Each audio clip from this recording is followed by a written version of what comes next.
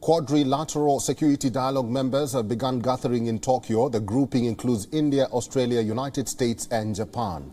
Like any foreign meetings taking place, Ukraine and Russia war is likely to dominate the talks. The bloc did meet on 2nd of March this year, just 6 days after Russia chose to invade Ukraine.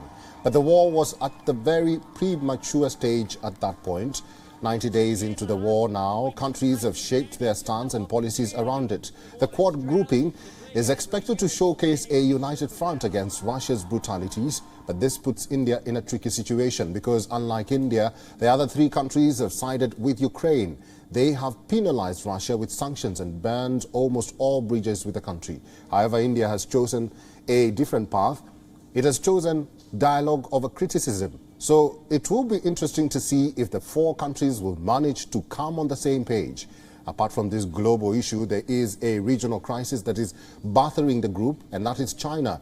The country is rapidly becoming more hostile across the Indo-Pacific. Russia's invasion of Ukraine has been seen as a wake-up call for Taiwan, which is a province that China claims as theirs. United States, along with its allies in Asia, have stood against China's encroachment habits. So a plan for Taiwan's military emergency is also on the cards.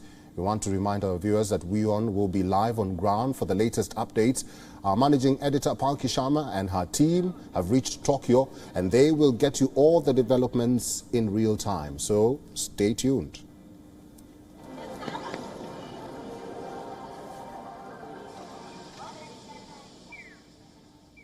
India's Prime Minister Narendra Modi has a hectic week ahead. He will have 40 hours for 23 engagements.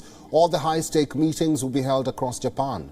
The Indian Prime Minister will be attending the Quad Summit on Tuesday, that is on the 24th of May, and separate bilateral meetings are also scheduled with the group leaders. That is United States President Joe Biden, Japanese Prime Minister Fumio Kishida, and the incoming Australian Prime Minister-elect Albanese.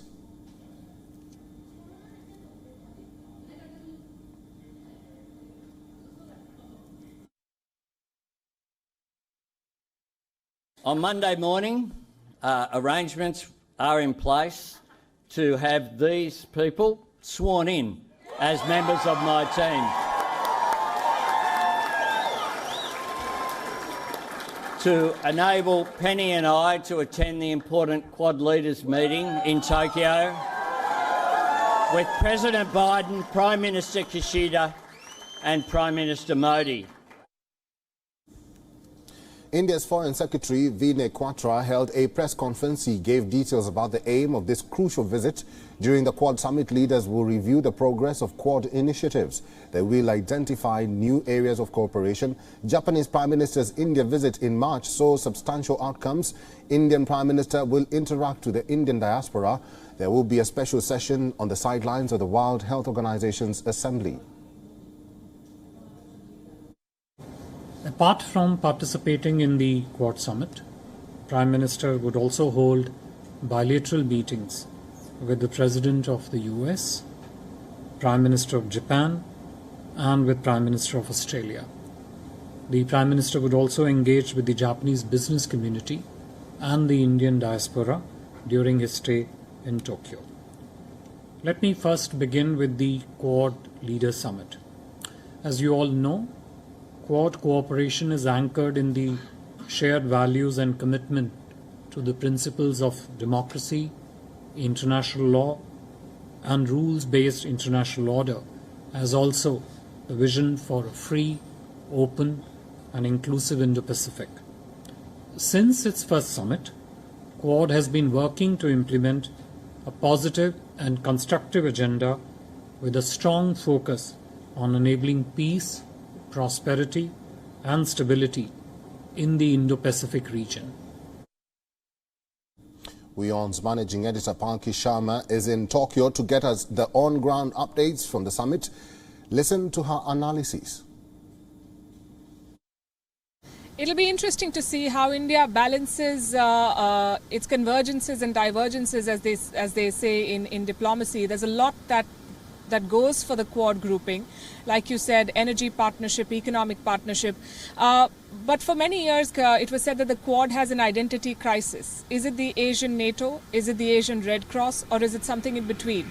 And has Quad been able to achieve any of its security goals. While a lot of water has passed under the bridge, and in the last 2 years especially, a lot of progress has been made, with this being the 4th meeting, 2 virtual meetings, and this is the 2nd in-person meeting. We had one last year in September in Washington DC and now in Tokyo. So there is definitely intent, but they do not even spell out the clear security concerns, or they haven't done so yet.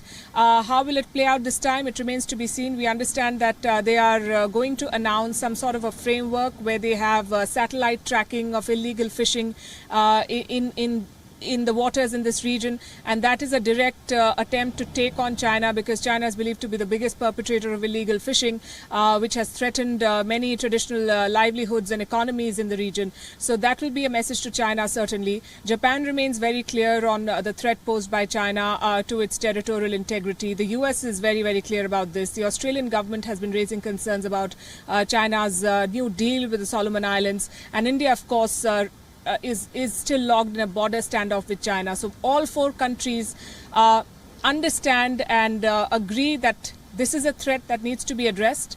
But will they spell it out, and will they do something about it is the big question. Ukraine will certainly feature in the conversation, and that is where India will have to do a balancing act to try and ensure that the other countries do not hijack sort of the Quad agenda this time. And I think there is now a clear understanding among India's strategic partners that India is not going to join the sanctions regime against Russia. WION is now available in your country. Download the app now and get all the news on the move.